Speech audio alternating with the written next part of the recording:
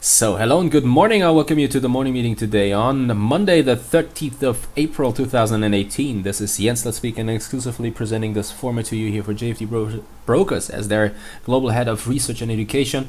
And we want to have a look at the markets, especially the DAX probably, but also give an outlook on what to expect in the upcoming days. So it's a very interesting trading week. Especially in terms of what to expect right here at the beginning of the trading week. So therefore, one has to know that that we have a bank holiday here in Germany, the 1st of May. It's the Labor Day, if you want. Here in Germany, it's not just Germany, but it's I think it's Europe-wide. I think there's also a bank holiday. What I definitely know is that there's one in Cyprus, and it's also true for I think Austria and Switzerland. And so for the DAX, it means that the DAX trading is not possible. It's closed. So this is something we'll have a look at a little later on. This is the commitment of traders report and current positioning in the Euro future, by the way. So you can see that we stabilized at an elevated level, even though saw a pullback from those record highs, which we could see last week here. But first of all, let's have a look at the DAX. So and in case of the DAX, the thing is that here, and this is perfect what we get to see. You can already see, okay, obviously we shouldn't expect too much for today. Yes, this is 100% true. You can see that the market is in a very narrow trading range so far. We have, it's 30 points. Trading range so far. Market is trading around the 50 exponential moving average on a 5-minute time frame. I think there's a small tendency, small chance that probably we're breaking out on the long side. That's something you can clearly spot here on the hourly chart. And this is exactly what I referred to, the squeeze potential here on the upside, in my technical piece, only in German, but nevertheless, the technical piece saying that there's some squeeze potential on the upside. Based on the fact that currently, with tomorrow, the bank holiday taking place, market is all in all very, very thin. And if we break above that level, for whatever reason, well, then there's some further room up to probably 12,800 to 850 points. So what you can clearly spot right now is there's no one really pushing or aggressively selling or something like that, or aggressively buying. And now the thing is, the moment we would break above 12,640, 650 points here, then you shouldn't expect in this case the upside momentum to continue here. The momentum on the upside, that the market trends in direction of this potential breakout here is very likely to behave that way, and that there are no sellers coming out. But the thing is, therefore, you definitely also need buyers coming into the market, pushing the market to these levels. And as you can spot here, this is not happening. So tomorrow the market is closed, but things are getting very interesting in the upcoming days then. And this is mainly due to the fact that we not only have the non-farm payrolls on Friday, but there's also rate decision, for example, from the Fed on Wednesday. There is today, already starting today, let's say, there's PCE being published. This is the I'm sorry, I all the time I forget what PCE stands for. So it's the personal consumption expenditure. Okay, well, now we have it. So personal consumption expenditure, PCE, and you know that such consumption indicators are usually a very good sign or a very good indicator on how the U.S. economy is doing, since private consumption or retail sales or whatever, all this can be considered the backbone of the U.S. economy. And so with this in mind, the thing is that here we have already some potential market driver, even though I'm not really sure if high volatility will come into the market. Tomorrow we have ISM manufacturing. We have the ISM employment component. On Wednesday, there's the ADP data set. There is the Fed. On Thursday, there is the non-manufacturing ISM. On Friday, there is the non-farm payrolls. So there are plenty of news events out there. And the reason I mentioned this is, well, we have seen last week on Tuesday that if yields start to rise, there's good chance that U.S. equity markets come under pressure based on reallocation taking place. So let's just have a look here. This is the German piece, weekly piece from here from last Friday. But I want to show you this chart here from Jamie McGeever from Reuters. I found it on Twitter again. So what you can clearly spot is that the market currently here, yield-wise, is trading near to this high from 2014. If we break above that level, there's not just only further room on the upside, and we're trading to the highest levels here since 2011, but also, and this is probably even more interesting, if the market pushes above that level, we have seen last week that this was potentially the main driver for the bearish action here, meaning nothing more than if this happens again this week, because data comes in better than expected, because the Fed, even though I don't expect it, to be honest, but let's say they really come out more hawkish than anticipated right now in their statement.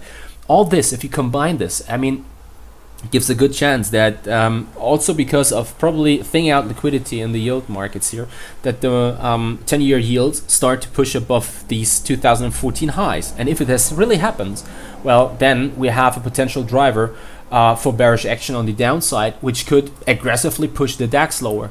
We've seen already last week on Tuesday that this is something to really be fearful about. But, and this is also interesting, have a look at what happened here last Friday. That came really as a surprise. And I got, well, I'm not sure whether I should call it lucky, but let's just be, what's the word for this? In German, we call it demütig.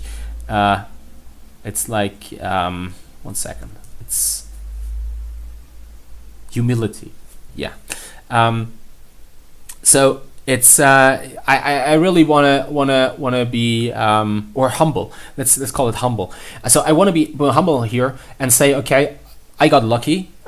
Even though I was already thinking that probably we're not making it above 12,640, 650 points. That was a level which I already mentioned during the trading day on Friday in my trading chat box in German. And I said, well, guys, I really think there's good potential on the upside if we can now push above 12,640 to 650 points on the upside, since market starts to thin out because of the potential prolongated May weekend.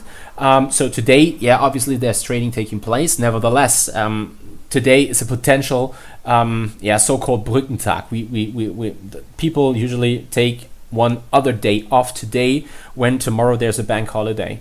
And with this in mind, there was a good chance that the market probably can push higher. And if it didn't really take on momentum here, I started to scale out of a long position I held here. And I got really lucky because I got out with an average price of 617, I think. And then the market really collapsed, came back into the evening. Nevertheless, you can clearly spot, and this is what I want to talk about here, you can clearly spot how aggressive action on the downside could be if there is some bearish action taking place. And this is something to really remember, especially with all those data around the corner. If they come out better than expected, things are definitely not really positive for the bulls. I think there's a good chance that yields spike higher, not necessarily because it's a sustainable move, but only probably because of thinning out liquidity. Markets yield spike higher, and this could initiate some bearish action in equity markets, and then also mean more aggressive selling pressure forming than in the DAX in this case. So when looking at this here, so things are it's a very, very, very, very strong and interesting level. Not necessarily today, not necessarily tomorrow because of the bank holiday, but from Wednesday onwards. And by the way, there's also the chance that we probably get to see a spike higher, and only to then see the market selling off sharply from such a squeeze up to 12,700, 750 points. But what you can clearly hear between the lines, what I'm talking about is be careful of expecting too much. So I think there's a clear, good chance that probably the DAX here in this case, does not show us big moves at all in the upcoming minutes, hours here, and And all in all, we can't be really sure in which direction, if there is any action at all, action will really take place. So the potential for a squeeze on the upside, selling off sharply, there is a chance of following through after breakout occurs. There is a chance of just selling off from those levels. And all in all, I think we should just wait, be patient, and once the data is released and the market shows the reaction, market participants start to take action, then this is the moment when we should take action too. Nevertheless, it definitely makes sense, I think, to write down probably a scenario table, let's say, well, if this happens, then this is the most likely outcome because of this and that, because this makes sense in this context. Like data coming up better than expected, well, usually this could push yields higher, could probably, I don't know. And this could then result in a bearish outcome for the DAX and vice versa, let's say. So yeah, that's it around the DAX. So I don't want to take any action today, any positions. By the way, I'm flat today. That's something I want to mention here. Let's have a look here at Euro USD, which is also showing us some, yeah, solid action is the wrong word. It's showing us some bearish action from a pure intraday perspective. We broke out of the Asia range here on the downside, even though the market is not taking on serious momentum. That could definitely change with all the data coming out here, and especially with liquidity thinning out. That is also true for the currency markets. But today, I think we should be really careful in expecting too much. In the upcoming days, well, yeah, then there's definitely some room on the downside, not only because of, let's probably assume data comes out better than expected. Let's just take this for granted, even though it doesn't make sense, but let's just assume that this will happen. Well, then there is some definitely potential on the downside, and this was mainly due to this chart which I already presented here at the beginning of the morning meeting. This is the positioning of the market participants in the Euro future. You can see here the Euro USD in a dark red, I'd say, and then you can also see here those bars showing the net long position here. So you can see the value here, and this is contracts, by the way, and one contract equals to 125,000 US dollar. So meaning if you have something like 125,000, 130,000 contracts, market being net long here, you have to multiply this by 125,000, and then you have only the long exposure in the Euro future in this case. What you can spot is that the market still stabilizes on an elevated level, but, and this is the interesting thing now, with the ECB last week and the quite weak reaction in the Euro, since usually you'd expect Euro to gain momentum based on this really neutral stance, this reformulation of the status quo.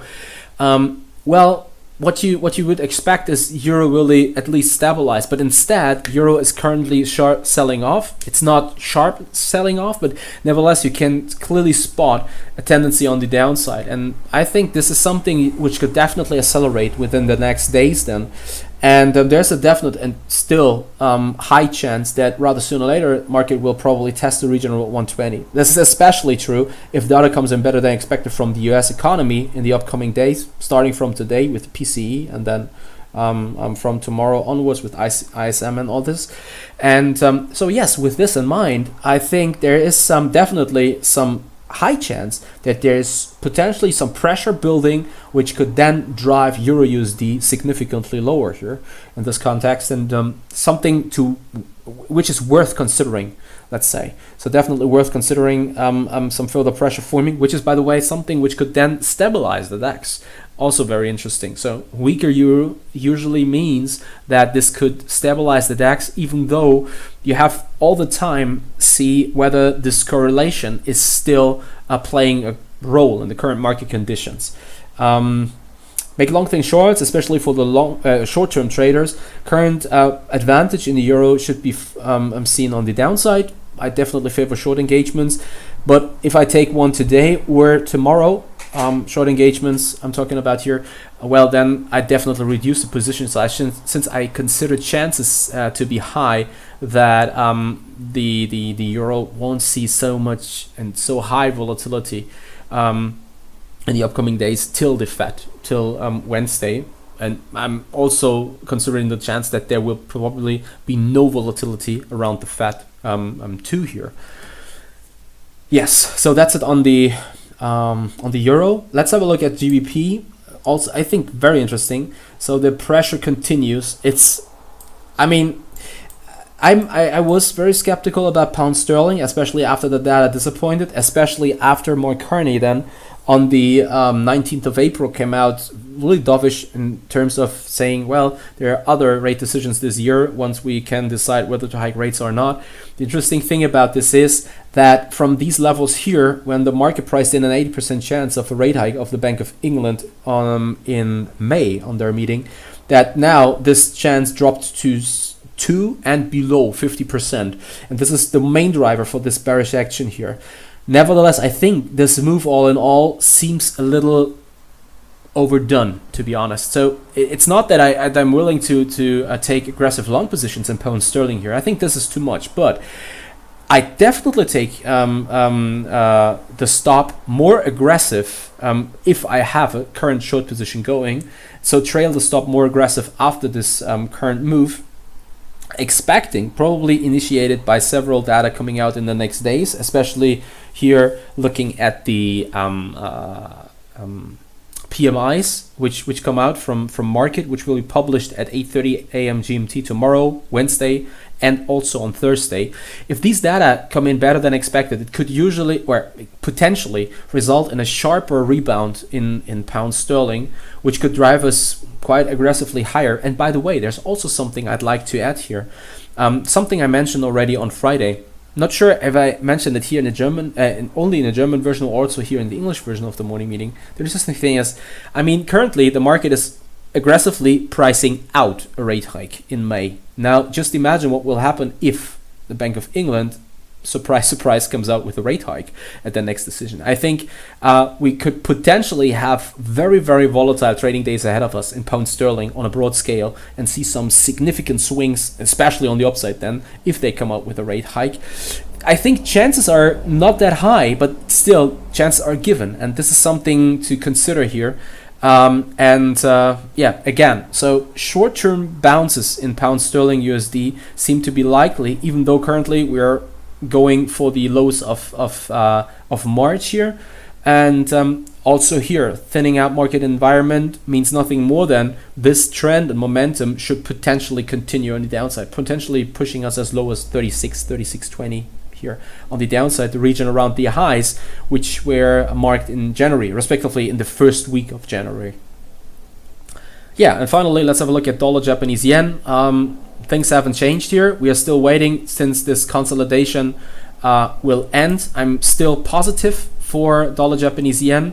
The potential breakout will happen once we make it above 109.50. I think then we have definitely some potential up to 110 and higher than that. This could mainly be driven by better than expected data coming from the US economy. Current stop of such a setup would be placed somewhere around 109, 108.95. Let's just see. That's all I can say here right now. We have to be patient, wait till this consolidation ends. Chances are high that won't happen till Wednesday. So it could be that the market stabilizes at this level here, and then the breakout on the upside occurs, probably because there's some market participants seeing some hawkishness in the Fed statement, probably. If it happens, by the way, at all on the upside, that's another thing. If they interpret it as dovish or data disappoints, well, then potentially dollar Japanese yen probably won't break above and make it to and above 110. That's also something to consider. And yeah, so that's it from my end so far. Tomorrow there won't be a morning meeting, but there will be a webinar in the afternoon at 2:30 p.m. GMT for JFD brokers. If you want to register, you can do this via the website, via JFD events. And I look forward to it. I wish you all the best. Happy trading. Watch your stops. Talk to you again with the morning meeting, in the morning meeting at 9:30 a.m. GMT on Wednesday then. The 2nd of May. I definitely look forward to it. All the best. Happy trading. Take care. See you and bye-bye.